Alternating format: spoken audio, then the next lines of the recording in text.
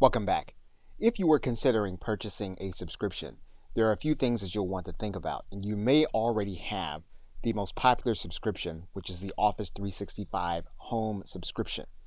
If that's the case, it's quite possible that you could have a subscription where you're sharing Microsoft Office already with other individuals, either in your personal life or perhaps even in your business. What you can do is you can continue to use your home subscription until you're notified by Microsoft that that is inappropriate for commercial use, and you can add on the productivity applications one at a time with individuals that you intend to have on your team. And you can do that through the Business Essentials subscription. And you'll see here that you can add on individuals at a certain dollar amount per month. These individuals would have access to the essentials of collaboration, Microsoft Exchange using Outlook, storage using OneDrive, SharePoint, which is the intranet, Skype for Business, which is your communication and webinar application, as well as Microsoft Teams. And there are other applications which we will cover in this course.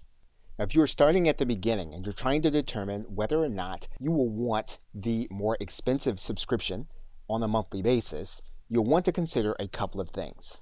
The basic core applications are going to be the same between OneDrive as well as Outlook through Access. With the home version, you'll have access to a desktop version of Skype, but that is not Skype for Business, and there is a definite difference which you will see in this course. And it's quite possible that if you currently do not have a communications or webinar application, that the Skype for Business application may be worth the additional fee that you are going to pay. Okay, so with that, thanks, and I will see you in another video.